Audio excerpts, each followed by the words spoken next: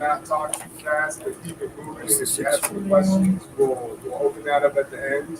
I would like to do a little plug for a trip Dive Right in Scuba is hosting March 9th through 13th. It's Florida West Palm Beach. So we got a bunch of flyers. If anyone is ready for a quick dive getaway, it's a nice low cost trip. So we got some flyers. And let's see here. All right, so I'm going to introduce myself. My name is Bill Fisher. I work for Dive Right in Scuba in Plainfield. So here we are in Orland Park, and I'm out at the Plainfield shop, and Don's putting stuff together here. So there'll be more things like this in the future. So keep your eye out and let us know if there's any topics and things you would be interested in seeing. Let's see here. So I'm here, again, like I just told you guys, just to talk about sharks. It's not just scuba. It's really, like you said, kind of being on a boat or someone who doesn't want to get in the water, just being able to see stuff, snorkel. Everyone's seen great white sharks in cages. I'll talk a little bit about that. All the pictures except this one and one other one I took a minute photography, so that's me. So this was taken by my friend named Jamie Martinelli. She is an amazing diver person, boat captain, all that stuff. So this was just her and I on a trip with not as many people, so you can kind of get some things with no one else around and just kind of having fun and not having 25 people on a boat. I always think it's great. So I'm gonna get my little timer here and get this right. So why sharks? So just a little bit about myself. I always thought every kid just kind of liked dinosaurs and animals and sharks, and that was my thing. I just loved them because I was a kid and kind of into adulthood, big reader, not a lot of TV watching. So I always kind of studied animals and sharks and things like that.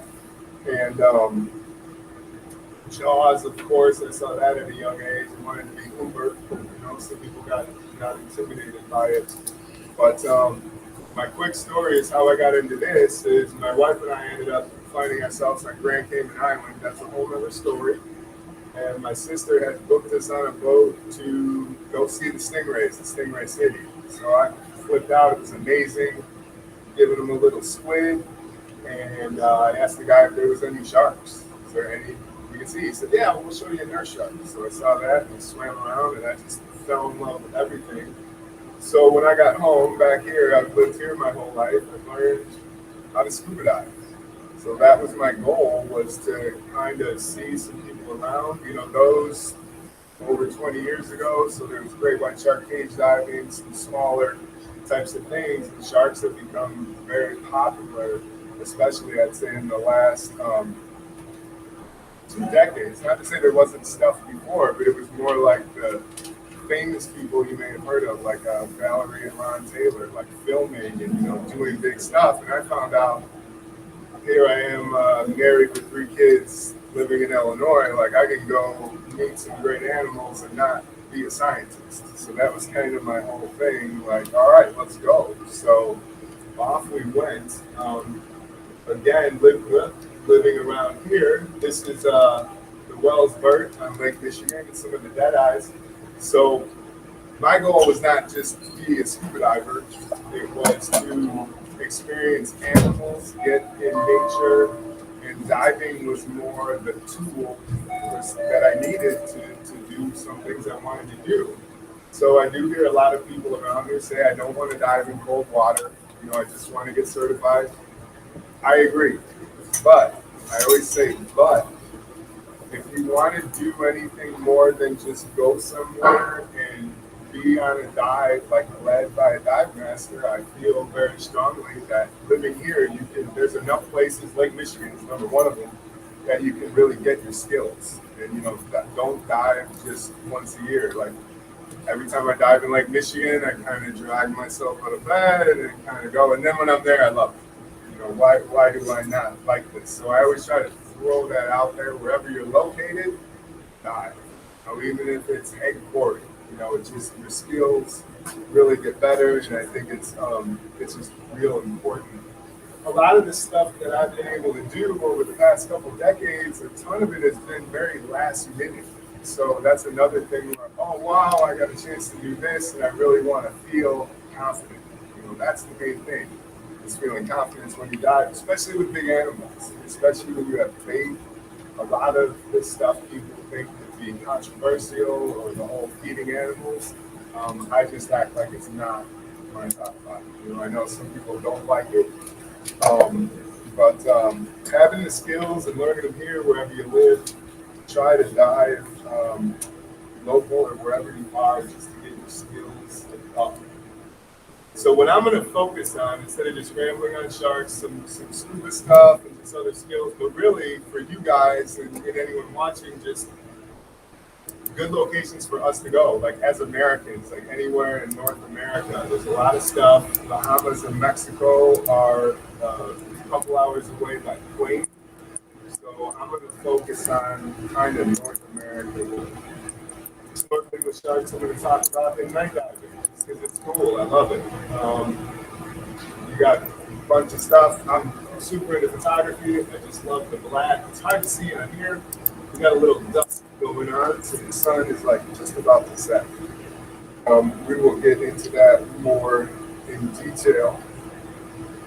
And then before we start with our list, this is a topside shot. This is like, hey, being on a boat. You might not necessarily go on a 10-day liveaboard if you don't dive, but I've drugged my wife on some things, said you're going, there's no question, here you go. And she has a great time on the boat. So it's even cool just seeing a lot of stuff swimming by without even getting in the water. So, sorry about the notes.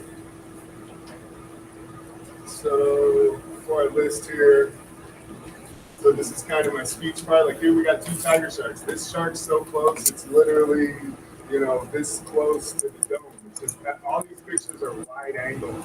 They give the impression that something is farther away. So anything like this, like you can see the teeth. If the mouth is wider open, you see right down it.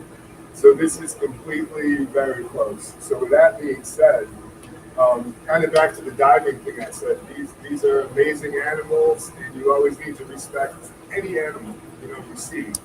People chase animals, they touch them, all kind of stuff that I find disrespectful. And to me, like kind of showing off and doing certain things, you're death defying and try not to acknowledge that and really just always say respect everything from the environment, breaking coral, all that type of stuff, finding an area, that isn't going to get damaged, and back to that comfortable in the water. It's the main thing. You can have a great time in what seems chaotic, but if you're not comfortable, you have a problem really with getting there. So after diving around here and everything, I met my good buddy Joe Romero, who you probably seen him on Shark Week a lot. We just really set out. We want to dive with as many sharks as possible, get into photography, get into videography. We started doing our own trips. It's just a way to do stuff.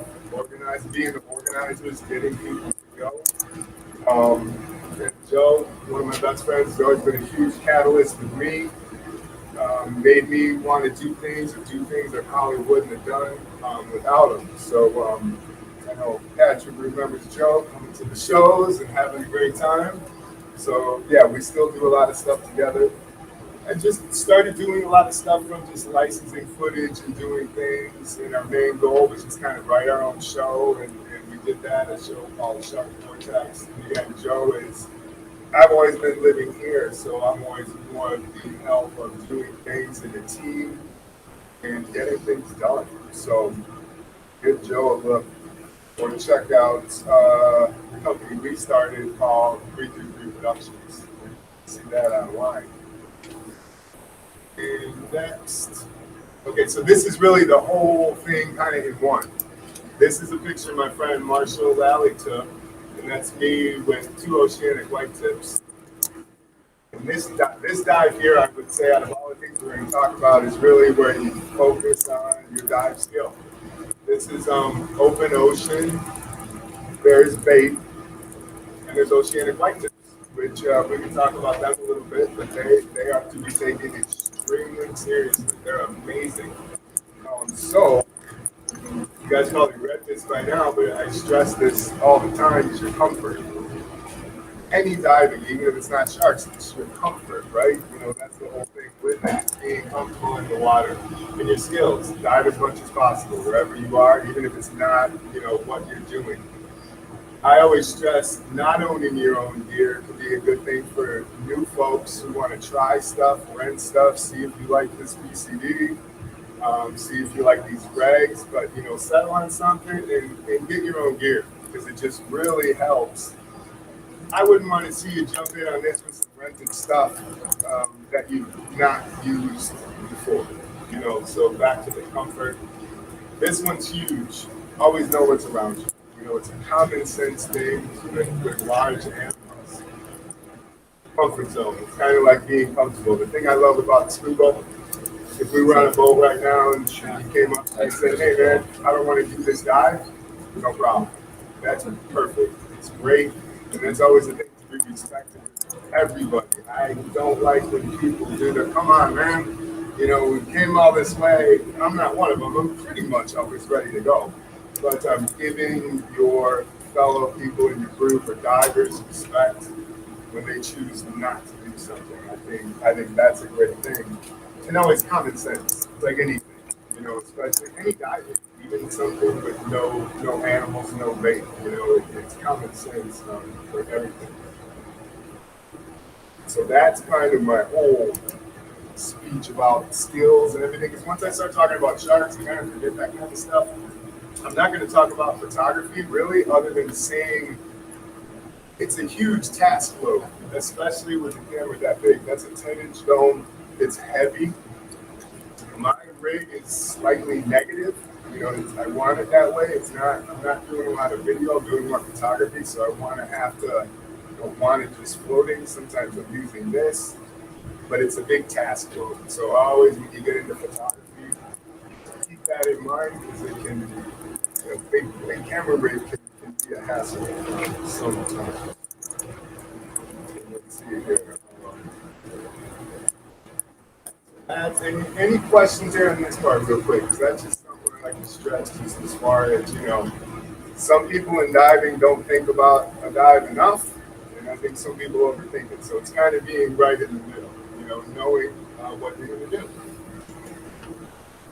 So before we get to our list, I love this shot. It's just, I kind of call it like rush hour in the Bahamas. We got 3 tiger sharks, 2 reef sharks leading the way.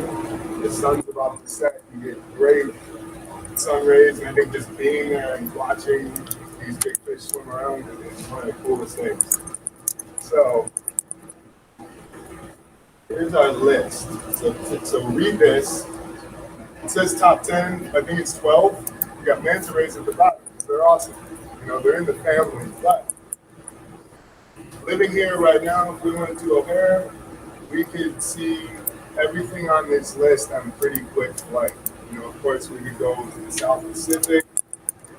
Guadalupe Island, great white sharks, pioneered in 2001. 2002 was like the first year people started going. So it's at 20 years. It's now called the best place in the world to see great white sharks. It's amazing. Tiger sharks, go to Bahamas, all over, and basically all the kind of apex species you can think of when someone says name a shark, the majority of them are on this list. So we've got some really good stuff pretty close by. All right. So now I'm just going to go through, I think this ends up being 7 locations. So has anyone not heard of Tiger Beach, just kind of in passing, or it's a new phrase? Because it's popular with divers. So where it is, you can see West Palm Beach. Here's kind of the end of the island on the west end. If you would go on this and depart from Florida, your boat would check into the west end. You wouldn't even leave the vessel. The captain would put your passports in, and away you go. So this is all the shallows, right? And this is deep, and this is where the Gulf Stream comes up. So essentially, in a nutshell, what you're doing here is basically anywhere along this rim, you're trying to bring up sharks from the depths, in the day, and you can get them going. fins. They're not, people think that image, they're kind of cruising through the surface with the dorsal fin out. They're much deeper, the majority of the time. Tiger Beach is called probably by many the best shark dive in the world. It is definitely, depending on who you go with, there can be a ton of sharks. There's ways to kind of, you can't really not get enough, but sometimes you can get too much where it's just too many. So you kind of lay back a little bit, but you can get on reefs, wrecks. The sand is where most boats will take you. But there's a lot of options that you really don't see on the internet as far as boats. Most of the diving, if you guys just booked the trip and went with one of the operators, you're going to wear a little too much weight and you're going to be kneeling almost the whole time. Someone will have a bait crate, you can line people up in a line, and it's like, here's the tiger sharks, they will swim right up to you, as they will inspect everybody. So the main thing to think about is the idea when you go with an operator is they don't want a shark swimming up to you and pushing you and doing stuff. Because that's really the thing you need to think about. If they're going to swim with these big sharks, what do I do in the event that an animal comes too close to me and I don't like it? We'll talk about that in the dive briefings and just really say things to do and not to do, which is a whole nother talk or briefing. But basically, it is an amazing place. It's probably my favorite. Like if I could just go anywhere, what's better than just jumping in the water, get some tiger sharks, maybe 2, maybe 12, and it's an amazing time. This shot here, just to show you before we get to more regular, there's no reef damage here for my disclaimer. It totally looks like it. This is something I wouldn't really show a lot of people at post because of what we might think of as going on. But it's great for perspective. And I can talk about this instead of just posting. You can see this reef, a whole bunch of other pictures, basically trying to take the animals and put them in different places that you can swim and dive with them. And again, that's who you go with, really, with what boat, or really just the people. So this shark's probably 12 feet. You can see, like we were talking about a minute ago with the blunt nose, you can see how large it is compared. So this place has probably the closest encounters no cage dives.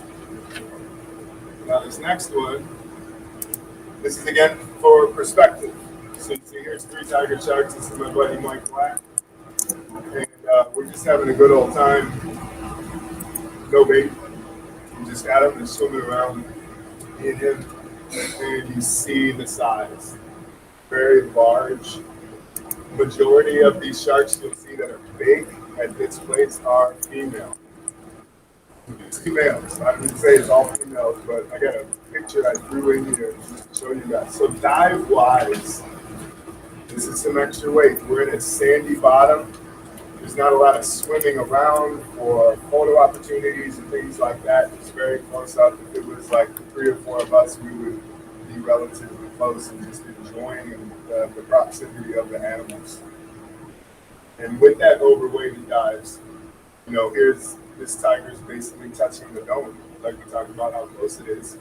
And sometimes they are curious, and not to disrespect, but I did make that kind of comparison to playing with a dog.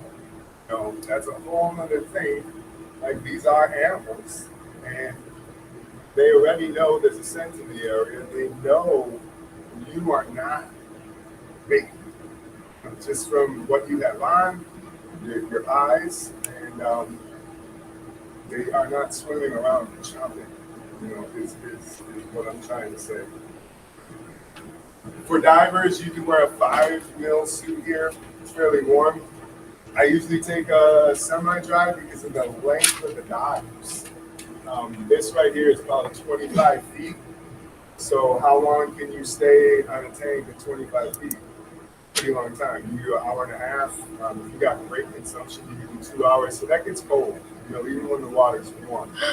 So I like hoods, gloves. Whoops, I'm on my way. Whoops. All right, guys. Sorry. Here I go down. There we go. hoods, gloves, just things like that. When we are talking about bait, what does this look like underwater? If if you're right here holding a piece of bait and I suddenly go, whoa, that's not a good thing. So, hands, things like that, it could be mistaken as me going like this. So that's something to think about. Now, let's make it go the right way here. This is just a shot to show you three.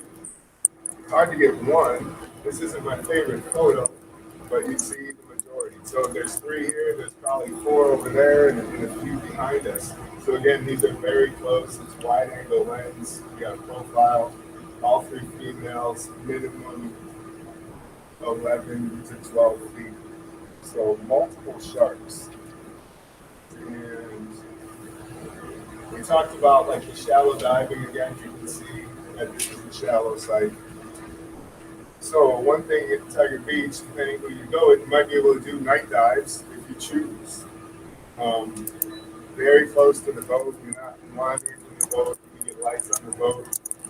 This is good to show on the big screen because it's kind of what you see, at this time. Very close, a little bumping, things in the ocean. Definitely, you see a change at night, just as far as activity, body language, and behavior. So that's another thing to keep your eyes around, because if an animal would investigate you, or if a new one comes in that you weren't diving within a day, it's a little pumped up.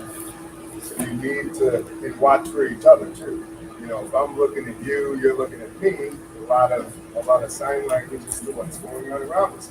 This is about having fun, and I think we all think it's fun. Some people would get intimidated, but once you meet some sharks on this level, you'll love it. You won't even believe it.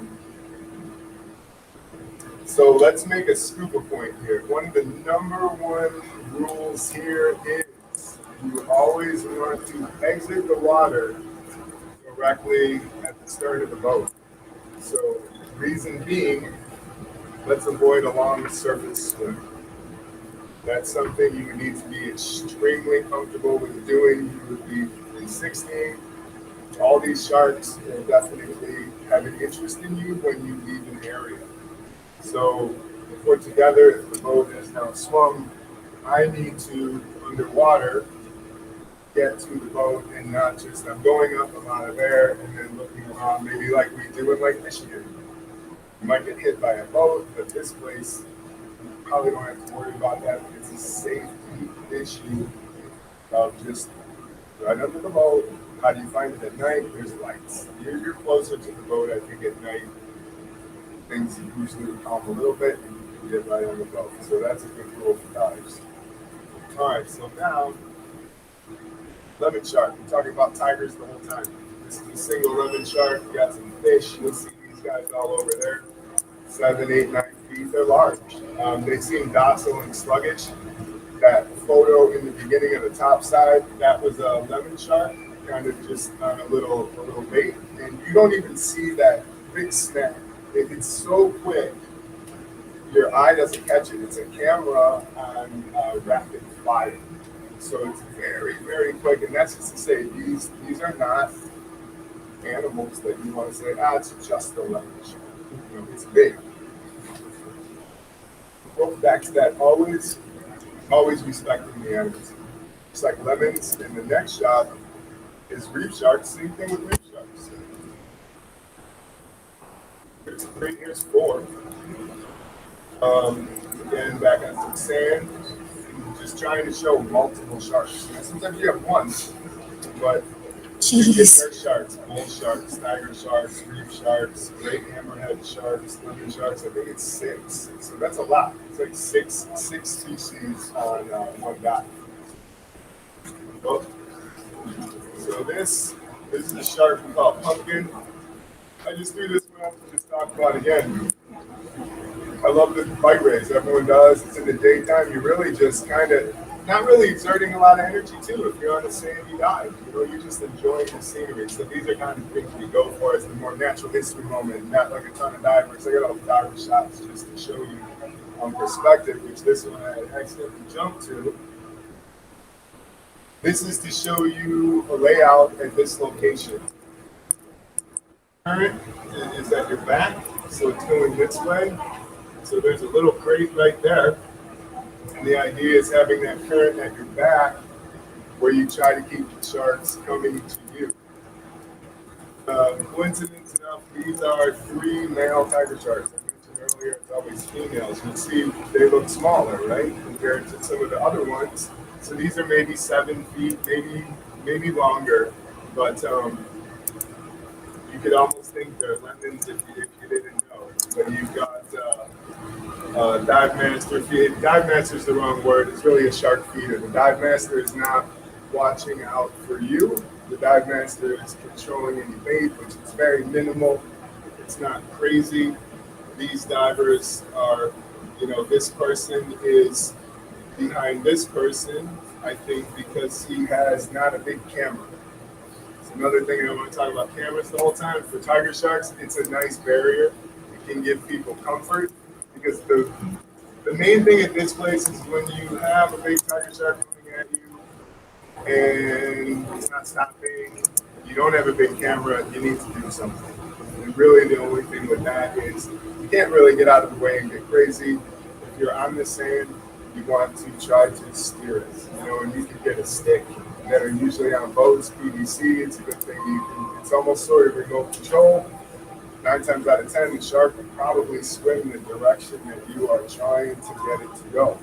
Other times they might not. So that's where you just be very careful. If you have to nose down, that's really what you want to do and get up, because if this is the start of the nose, the mouth is pretty far back. And not to, talk about things like that, or you think about this is all very peaceful. It's just, they're wild animals. So you really need to just always respect that. So this is just kind of showing the layout. That's me, kind of just up top, taking a picture of the group. Here's our male that we talked about. So what looks different about this is the stripes. Very young, very prominent coloring. It's beautiful, right? It just looks amazing. And you can barely see male, but at this location, scientists do a bunch of studies and they find that they're juvenile males. The majority are big females. All right, so next, there's a sassy female. So females always maybe have a little more personality sometimes, especially with gray whites. You can almost see them before you identify the shark. That one I think might be a female. It's like when your mom would give you a look like, maybe like that. So this is just one kind of having a little fun. So the next place is Bimini. See Miami. I've seen crazy Floridians take jet skis to Bimini, kind of looking at the weather and racing. It's close, depending on what boat you have. It can be a quick ride. The majority of chances you'd have here would be going directly to Bimini and diving with a land-based Bahamian operator. There are Florida liveaboards that will tie in at Tiger Beach or Bimini. Let's go to Bimini for a couple of days. It's fairly close, but it's very minimal operators. So either right to the island or a Florida liveaboard. So as far as dive sites, Bimini is kind of new. And what you get there is the great hammerhead. So very rare. They've been studied around the area of Bimini in Florida for a long time. And around the whole world, as far as I know, this is pretty much the only place to have multiple large great hammerhead sharks in one location, extremely close to shore too.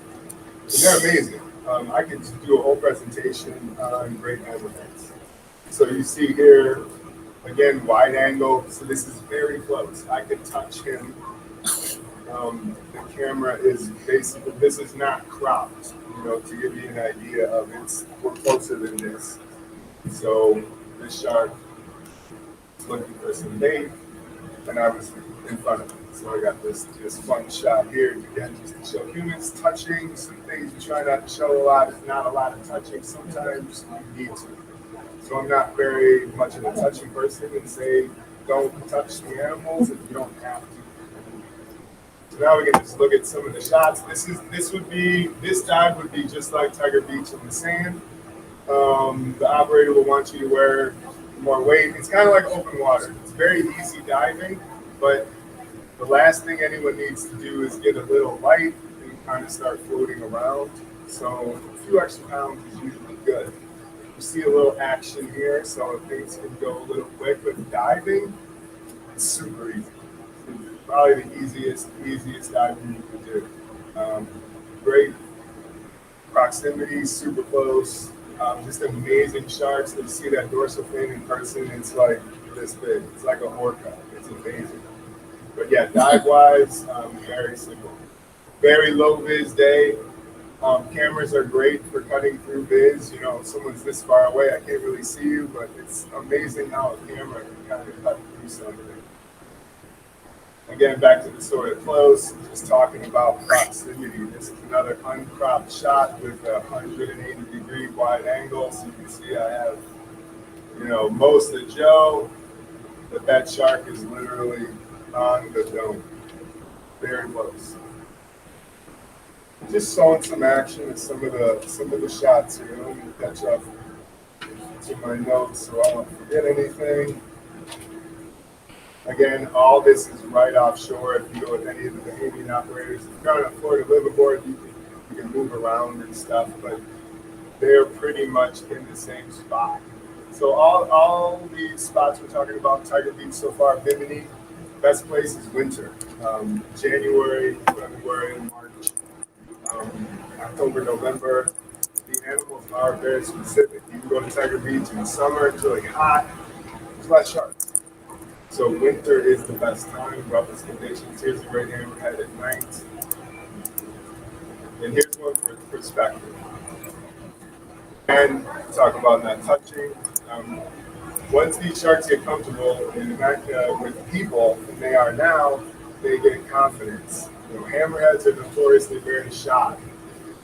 As soon as you get a little bait in there, it changes everything. They want nothing to do with you without it. These sharks are constant hunters. If you try to feed them a piece of stale bait, they're probably gonna not take it. Turn their nose up. Tiger shark will eat anything. You feed them all the bad bait, all week. But these sharks are very, very in tune. Massive shark, 15 feet, bent in half.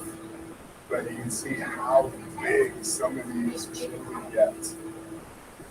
This shark is named Megan. I know you're not supposed to, what's the word, anthropomorphize animals, give them human characteristics, but some people think it's fun. So she was named after one of our dive friends. Cat Island. So we were just talking about Grand Bahama, and this is all Bahamas so far, just kind of working down. Cat Island is a little more off the map, literally and figuratively, as far as people going there. There's only a few people doing trips there. If you'd like to go, I'd recommend it. I love oceanic whitetips. To me, they're amazing, but this is where you're going to find them. Egypt, the Red Sea, and Hawaii are really the only two places right now that people regularly get oceanic whitetip sharks. And in the Red Sea, I don't agree with what they do. They take bathing suit people, and just throw them in. Know nothing about sharks, and you may have heard in the past there's been some fatalities. My opinion is because the operator is completely and totally irresponsible. If people in bikinis, so I would at least say have a full wetsuit. But if you guys never paid attention, this is called the tongue of the ocean. That's just what they named it because it looks like a tongue.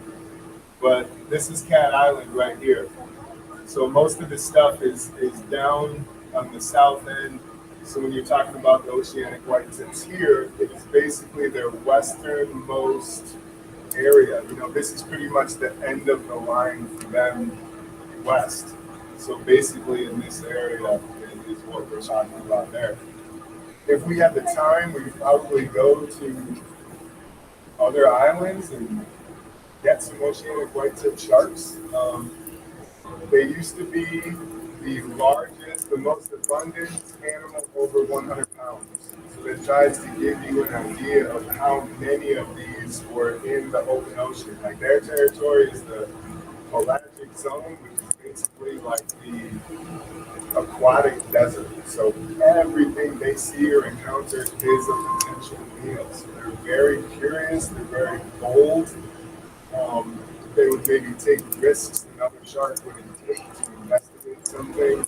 And they, if you see them, your chance of being on a dive in Hawaii in an oceanic swimming up is very low. But the people in Hawaii know where to find them. It's never really a dive site. It's open ocean, deep bottom, sometimes shallow. So one thing about sharks, you need to know their characteristics. So if they do something, you can say, "Oh yeah, I thought, someone said something about that." So just knowing how they act. So with these guys, the first thing you got to do is find them. So once you find them, it's a good idea to snorkel with them. And that is the reason of I'll jump in with scuba and we're making a ton of noise and we're blowing bubbles. Maybe they'll leave. They might. So snorkel's a good thing to just kind of very slow and just kind of letting the sharks get acclimated to the divers.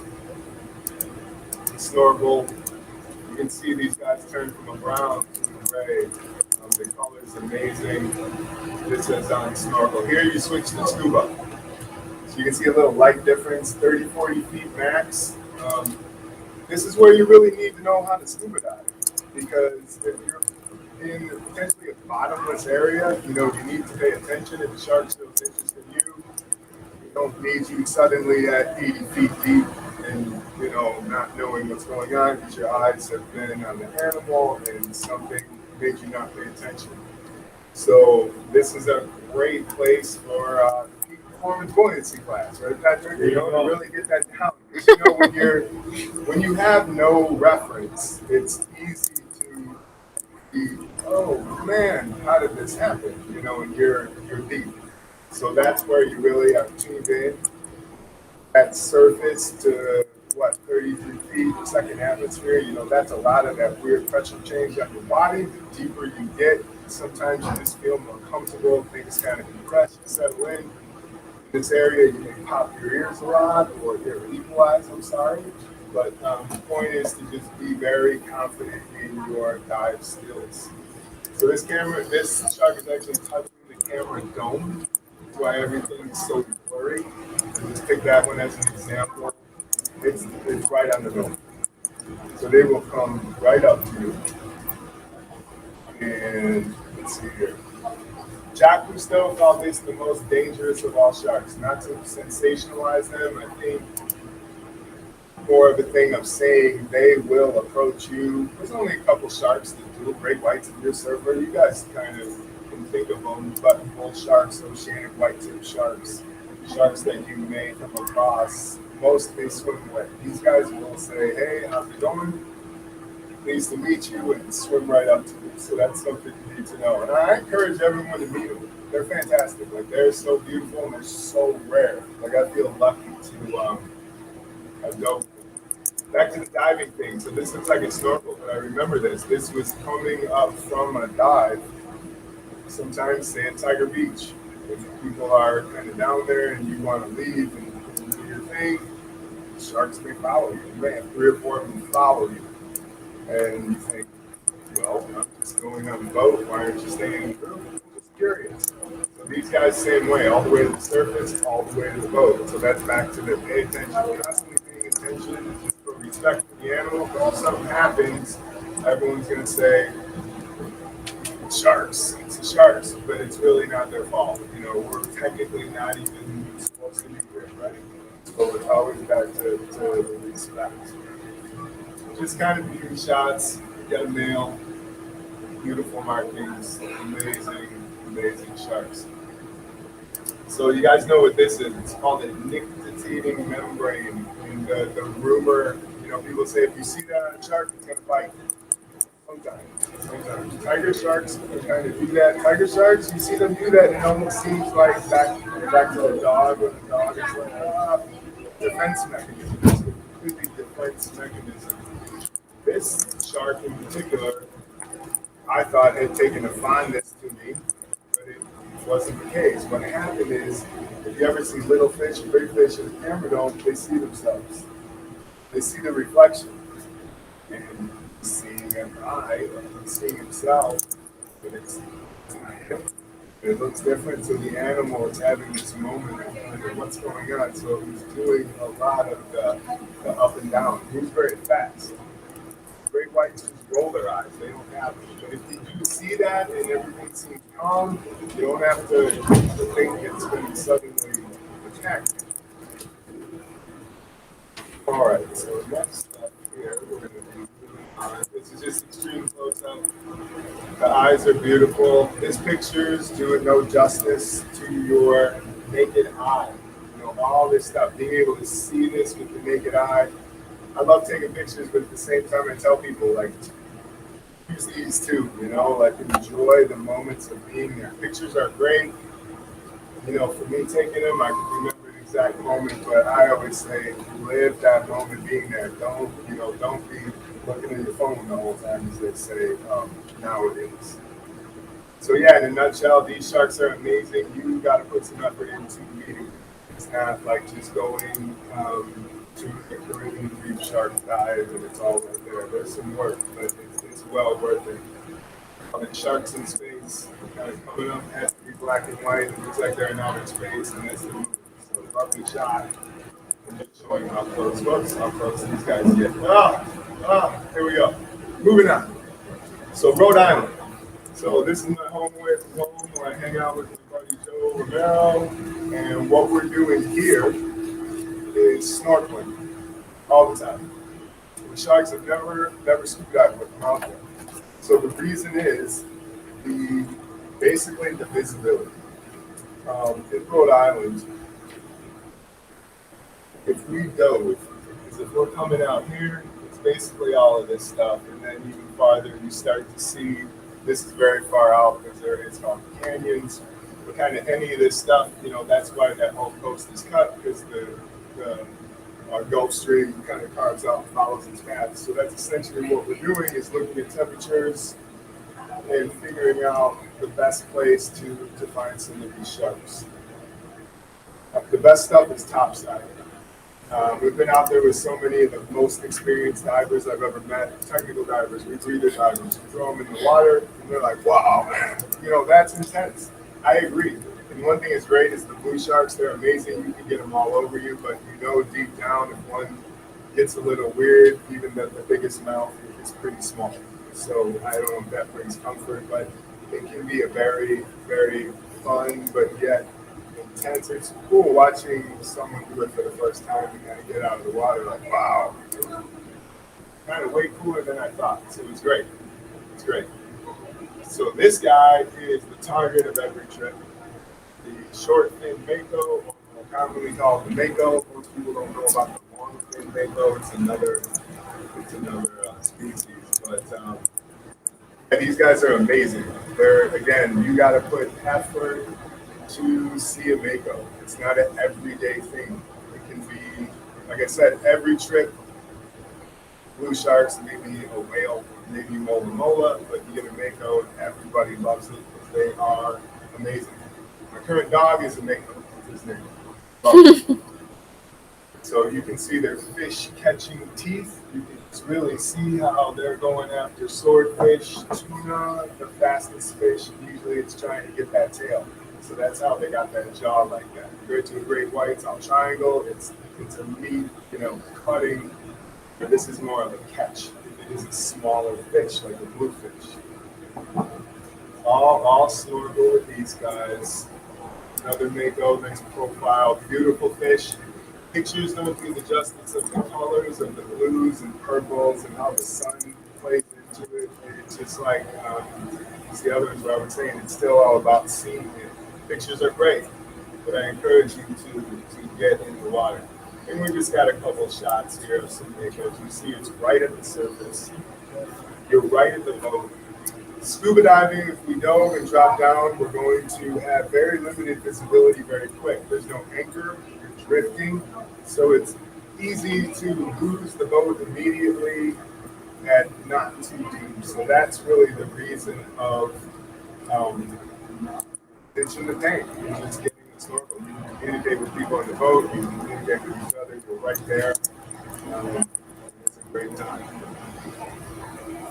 It's I want to show you to kind of if you remove the head, it kind of looks like a tuna. You know, it's just how they're built. They're amazing. They have similar characteristics, and that's what they hunt. They're like the great hammerheads. They are active hunters. They're going to much more enjoy and spend a little more money on some better bait or catch fish, which we usually don't fish. So next up, blue shark. So this is one of my favorite pictures. Over under and blue shark. Commonly referred to, if you remember the Muppets, kind of looks like beaker. You know, they're very friendly looking sharks, very large eyes. They spend a ton of time real deep, and that's where those big eyes come in. You compare them to a bull shark. A bull shark's eyes is very small. I'm not saying they don't go deep, but these guys will actively, feed on fish, squid in very deep cold water. So these shots are really hard to get.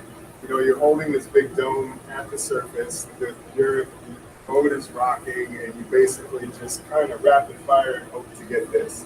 The shark is probably an inch from the dome, and again, all topside. And these ones, I always got to thank the folks who are on the boat for the photographer, like Joe, is helping me get this shot by doing a little bit of wrangling and kind of getting the shark to go. So you'll see how encountering these animals, a lot of it for me and everyone else, just turns to photography and videography. So it's like we can go swim out there all day, and then it's like you got to go home and want to have a memory. It's like when you go on a vacation, so you can just have the best time. Kind of a murky shot, but here's perspective. Boats right here might have a weight belt on, so you get that seated position in the water. You're just, laying like a normal snorkeler would. It's kind of hard to operate the camera. It's hard to move around, so the weight gives you just kind of that seated ability to move, turn, use your hands if you have to. So that blue shark right there is probably 9 feet at least, maybe 10. They get to about 13. California, you can see blue sharks. You go out pretty much everywhere with the effort, like Africa. They're very. If this was the flat globe, it'd be pretty much everywhere up from the cold waters, across. So getting ready for nighttime here. You see nice sunset, and you can get some cool night stuff. So this is more of the kind of friendly looking blue shark. You see how calm it is just with the water. It's kind of easy when it's like that because it's literally flat calm. Little sun setting again, all in service, and just having fun. That's all we're doing. Just having fun and staying in the water as long as you can, snorkeling. At night it's weird because you can only see so far. So that's kind of the thing of what's going to come in at night. You guys got to go on YouTube with the 333 Productions page. There's a new little short episode about a very large makeup, and I think you'll all love it. So you go to YouTube and see that, and then it's like, whoa, where'd you come from?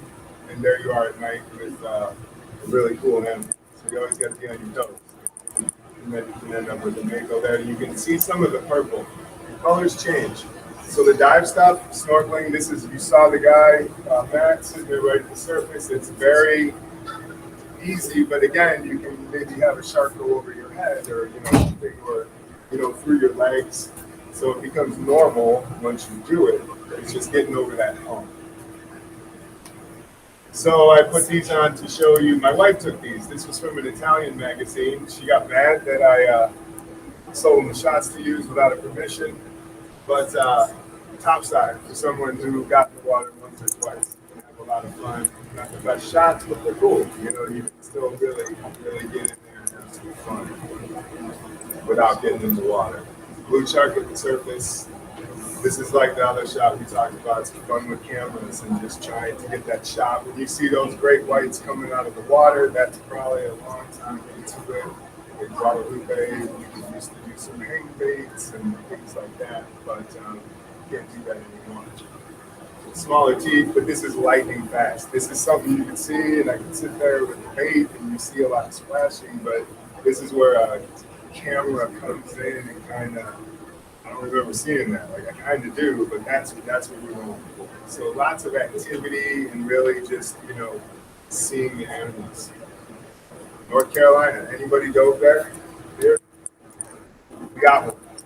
So to me, this place is amazing. Tons of dive stuff. Far offshore, most of it you can dive wrecks inshore. 3 hours could be a ride to some of the wrecks, World War II wrecks. You go, I got to do a plug. My buddy Bobby Purifoy down at Columbus. They're great shop if you've never been there. They got a lodge. The only problem with that place is the weather. It's called the graveyard of the Atlantic for a reason. It's not just war wrecks, it's shipwrecks. There's tons of them, and the weather can go bad. You get blown out a lot. First time I went there, I never got in the water. We never left. I stayed the whole week hoping, and I recommend you go. Most places are going to require you to have an advanced certification or deep certification. You see sand tiger sharks, no baits. There's no bait. This is not a baited situation. To me, this is what scuba diving is totally about: is getting on a wreck and then seeing schools of barracuda, a giant stingray in the sand, 50 sand tiger sharks. It's amazing. It's like an aquarium. So I recommend you go. A lot of people say the boat ride's too long. It's only 2 dives. But it's like when you get the perfect day and you're in North Carolina, you can't beat it. Like, it's just really a great place. And I love the sharks. So lots of sand tiger sharks. This is algae. You can't really see it, but when the sharks are pregnant, they don't eat. So the way these teeth are, kind of similar to the mako, it's just a slack jaw. They get algae because they don't eat through the whole pregnancy. It's a pretty cool fact. When the shark gives birth, mom won't eat. So it's just a thing that Mother Nature has made, and of how they can survive with not eating through a pregnancy, which is similar to humans of 9 months or even longer. So kind of a cool fact. If you find yourself there and you see the sand tiger shark, it looks like moss in its teeth. It is, because that shark is hungry and pregnant. There's one like on a deep wreck. You can just barely see a railing, and they're just all over, and they're great, super docile. Usually just kind of hang in the current. So great white sharks. So the places we talked about, scuba diving skill, knowing how to dive with oceanic white-tip sharks. Great idea. Taking that as serious as I can be. And North Carolina, you really should. If you're going offshore wrecks, have your skills very, very polished. Great white sharks, anybody can do this. That's the cool thing about it. No scuba certification required. You can go see great white sharks. There's U.S. boats pioneered this. San Diego fishing boats. This is a fishing destination. Still went there, I think mid-70s, maybe 76. Didn't have a ton of luck. You may not have seen sharks. If I remember it right, they may have been on the other side of the island. I'm not sure. It's in one of the books. But long boat ride, deters a lot of people. My advice is if you get seasick or if you were going to go to Guadalupe and you don't know, get a prescription from your doctor for motion sickness. It's really that easy. So many people say, I don't want to go on a boat because I get seasick. If that's you. If it's not you, if you don't know, get a prescription for motion sickness. You're probably going to be okay. So you get a long ride, uninhabited island, and in late 90s, 2000s, basically a bunch of the long-range fishing boats who target tunas said, man, it's getting crazy out there because we got 20 people on the boat. Um, Great white sharks are eating their catch right off the line. So some people ears perk up. That's great. Let's go check it out. So U.S. boats based out of San Diego were the first ones to start taking people there, and a lot of the vessels are now Mexican. There's a few Canadian ones too. So if you guys can go here, it is really, really cool. There's lots of great white sharks. I try to avoid the game shot, but it shows you size. Um, this shark, this hole looks big. It literally is a few inches from it. This is 16 feet. Very, very big. Um, Seeing that size and how close they can actually get. Do they bump the cage? Yes. Is it on purpose? No. Are they trying to get in? No. If one gets its head in there, is that a problem? No, you need to get out of the way. Things have changed there with cages and rules and the sizes of the holes. My opinion is, it sounds crazy, the larger the hole, the easier it is for the shark to move. They can't go backwards. You know, you want to keep them a little farther away because you have to keep in mind of this terrible contraption that you need to use to see this animal. They're just too big to have any person, the people like, my goal is to dive outside the cage with great whites. You don't. It's all kind of them. And it's like, that's more of the I defy death, to me. So, cage necessary, necessary evil or whatever. To me, they're more to protect the animals. One person goes there and has a problem with great white, they may shut it down, and then all the fishing move in and kill. There's 300 plus sharks I eat here. So I love them all. I'd rather see people not go there than something happen to the animal. Whoops. So this is more what I go for. You don't really see anything. You got the sunlight in the right spot and really getting over or getting under the shark.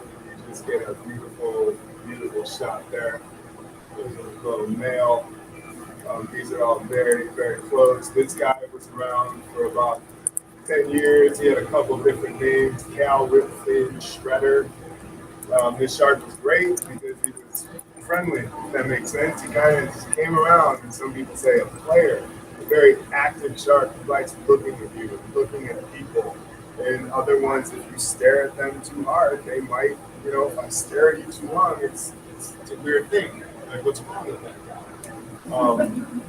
For a shark, it is letting them know, I see you. Like tiger sharks, the diving part we were talking about, like when you make that eye contact, that is a thing that lets them know, I see you. Like it's easy, and so it's very effective. If you don't want a great white to swim close in the cage, if they're far away, and you can kind of bug your eyes out and stare at it, it's probably not going to come closer. So just kind of a neat little fact. This guy would swim right up to the boat. He didn't care.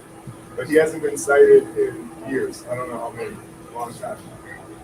So sharks do have personalities. They do. We're not supposed to say that, giving them a human trait. They act, some act differently than the other, however you say that. But you get a bunch of them, and it's like, there's that one that will not, leave me alone. Whatever they do, they act different. This is the coolest thing. So what do you see? A blue ring? It's blue. It looks just like that in person. And it's cool because you watch Jaws and you see books. It's like the whole black eye. No, it's full of life.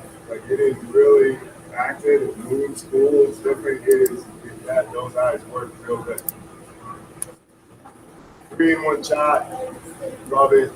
They're farther away. You can kind of tell by the quality. I'm proud of that one just because it's cool and it's like 3 great whites. That's the kind of thing you want to see.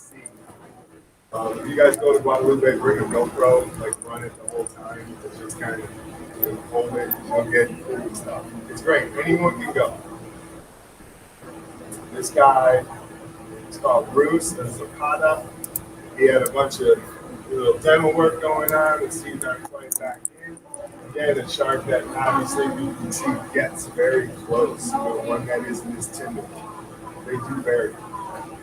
Here's a female. It's kind of a gloomy day.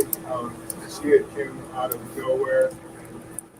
pay attention and try to ID the sharks and to keep a count. The boat does. I do. Most people do.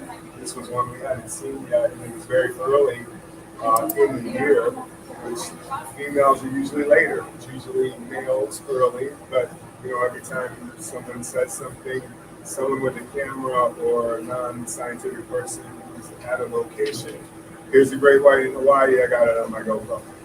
First great white film in Hawaii, 2005.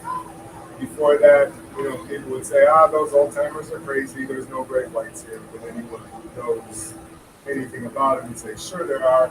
And then you capture them on film. That's why I love cameras. Typical bait shot, very fast. Great whites are so big, tigers are so big. It takes them a minute. You can see that with your eye on like the lemon shark. We're snapping very quick. So you can see sharks just all over the place. It's beautiful. I recommend anyone to go. Most people say it's a bucket list trip. I want to go once. I recommend you go, even if you're not a diver. These guys got a whole book with these sharks ID. You get a picture of a shark on both sides. They let you name it. So this guy's named Monkey. Somebody thought Monkey was a great name. I got to name a female shark and named it after my wife, Tina. So it's kind of a cool thing. You can buy their book. All the boats have them. You got a picture. You're trying to ID a shark. It's a straight profile, and this is how you do it. All this stuff, the marking. Scars go away. Scars heal. So the markings never change. So that's how you get a good ID on these guys. Very close. Very, very close. Depends on the boat, depends on the wranglers. Everything varies, but it's a great place. So I've been going there since 2002, my first time. So here's one from the Marine Conservation Science Institute. I donate these guys, donate photos to them, and they sell this for money. So this is something here that doesn't happen anymore. This is actually deep. So a friend of mine, who was one of the first people who used to go, had built this cage, called it the cinema cage. Some people like to call it the lunchbox for a joke, because you can see it's not really a cage. It was built as a platform for an IMAX camera. If anyone's ever seen them, they're huge. You need a crane, all this stuff. So we built this, and then on more so like special occasions or friends or things like that, it would allow us to get in this. But you can see there's nothing blocking the shark. The shark is a little farther away than it looks, but at that deeper depth, this isn't as good for photography, but you really see this beautiful scene of just watching the sharks swim around. And you can't say they're natural behavior because they're bait, but not the sensationalized topside shots. It's really cool. So this has been banned. This cage is gone. It doesn't happen. I just like to show it to people to let them see that, again, this is other than scuba. There's nothing stopping the animal here, and there is not problems. No bait. So it always goes back to that recharge. So if anyone wants to go with me and Joe, we got a trip this fall. If you guys want to join us, all you got to do is email info@333production, and we'll get you the information.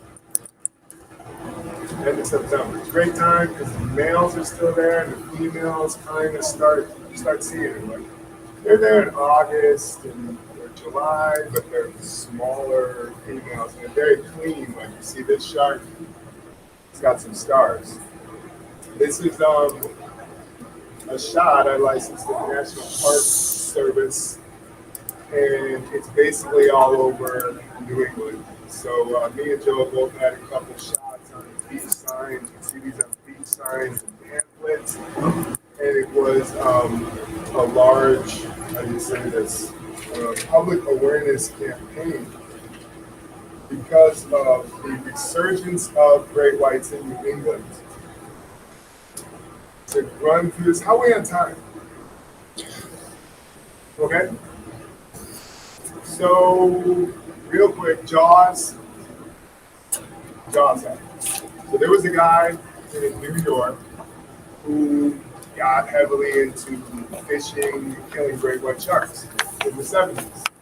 So this is a perfect example of a very important species with small numbers.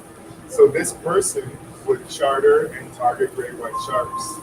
So even one person can put a huge dent in a population of migrating species. So prior to that, in 1972, was the Marine Mammal Protection Act, which is a whole other thing with the abundance of seals.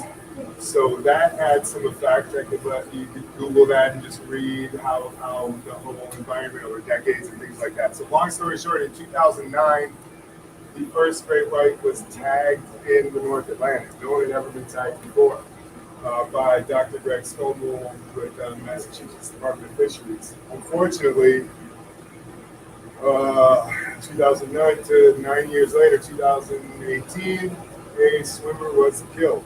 So tragedy shouldn't have happened.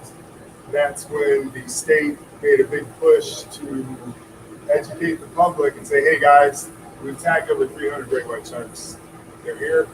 They come at different times, and you really need to know this. So big beach signs, pamphlets, and just a campaign to let people know you need to be careful.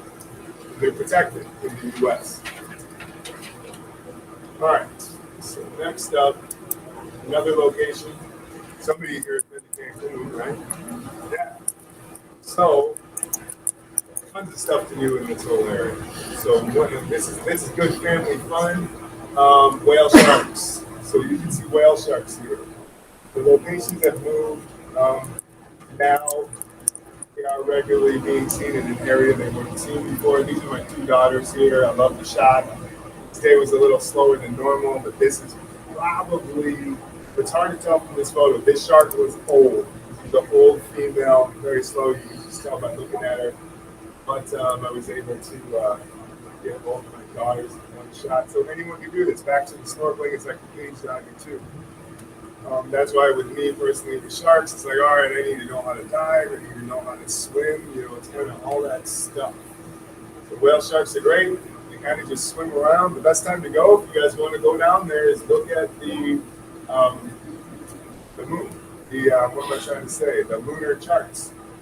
In the summer months, you got a lot of fish spawning, and that is huge at the full moon. So if you can get kind of the day before the full moon and the day after, that the fish spawning is crazy, and the whale sharks are swimming around eating all the eggs.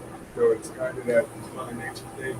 The date that always helps. That helps with anything really. The phases. My wife's a labor delivery nurse, so when there's a full moon, she says other things happen too. So lots of things happen. 2 whale sharks coming right at you. Snorkeling, it's great. The only thing you got to watch out for is these are not going to move for you. If we're sitting here and here's 2 and I, and maybe a tiger shark swims up, we got a little bit of a chance to kind of maybe steer it. These aren't guns, so you need to be careful and out of respect for them. People ask, what if you went in the mouth? They were very small, whatever this thing is, you're not going to They're filter feeders, but they can run you over. And when they catch you, their tail can hurt you. It physically hurts, so you have to be careful and give them space. They'll take anyone out there dumping in. If any of you guys are interested in chartering a private boat, let me know. I'll put you in contact with people. But I've never been on the boats. It's touristy. It's something you kind of want to try to, you know what I'm saying, stay away from a boat with 35 people and spend all day with the whale sharks. They're great, they're fun, they're amazing, they're huge, biggest fish in the sea. And next up here, how are we looking, Dom? Okay, so I'm going to burn through this last section. This is really cool.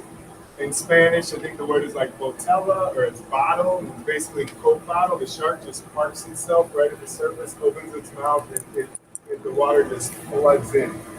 So if you get in this situation, Like these are all just beauty shots I'm running through. So this person needs to be careful because if you get too close, of course it's happened to one of my friends. I'll tell you who it is later. You can get pulled towards it, and then you have this suction, and then now you're trying to not kick this animal or things like that. And what you need to know up front is if you encounter this, stay back because there's I don't know how many gallons are just flowing through and filtering and getting all those fish eggs. Mantis. So we talked about those on the list. They're amazing. You might scuba dive with them, snorkel with them, and sometimes you're with whale sharks, and there comes a manta. And there goes another one, and one starts doing this in front of you. They're amazing, they're great, they're super cool, they're very smart, and just really cool to watch in the water. I love them. I think anyone does who's met them. You know, if you guys don't know, these like cephalofoils kind of scooping the stuff in, so they're eating the same stuff as the whale sharks. Sharks at night, so night diving. That was in our slate at the beginning. So why? Because you can, but not everyone likes to do it. We sort of touched on it already. This tiger shark is a very interesting event. Not sure if that's birth or what that is. Usually it's more broad across. Here's a great hammer. You see a bunch of light. So real quick, the idea is to be in an area, even if you are out in Rhode Island and drifting. It's like you're hoping to catch some sharks, not catch, have some sharks, and you can sort of acclimate to us as the sun sets and we can stay in the water. That's sort of the idea. These nice dusk, and then it's nighttime, and then the hammer is coming up and kissing your doe. Very active at night. You know, it's like the things you read are true, where animals, especially sharks, predators, coyotes, things like that, at night they will get more active to hunt. It doesn't mean they're going to get more aggressive towards people, but you can just notice a change. Maybe they're moving a little quicker. So night diving, to me, preferably shallow. You know, again, back to the shallow dives. This is one of my favorite picks ever. It's real cool. Showing a little motion, hammer at night. The strokes are good. You know, this is kind of what I go for. I'm just trying to get cool shots to share an experience. Here's a blue shark at night. This one's pretty old. This is Joe and I, some friends, and this one shark was kind of staying around. It was late. We were pretty much done, and let's try to get some blue shark shots at night because there wasn't a lot of them at the time. And definitely proud of these just with the color, the reflection, super blue. And this just really shows the beauty. And again, I always stress the naked eye, like this, seeing that in person is so much more rewarding. Here's some reef sharks. I'm gonna just blast through the rest of these white tips, great hammer, coming in close, lemon shark, bull sharks. We got a tiger and a bull at night, and it's pretty rare. These two had a little thing that they were just close to each other, and it was interesting, and that was kind of what we noticed. We have a smaller tiger and a bull shark in a lot of this swimming, which was interesting. And they're usually not, pairing up, I guess. Like in Guadalupe, sometimes you'll see a male and a female. The boats will see them the whole year. Like this, the shark monkey is with whatever female. They think it's a thing where they are maybe gearing up to mate. So I'm not saying that was going on here, but maybe they're just friends. I don't know. All right, so if you guys want to email me, that's my email at the shop. I would try to tell myself to do more on Instagram, the best social media guy, but there's our number there. Does anyone got questions? Scotty, what you got?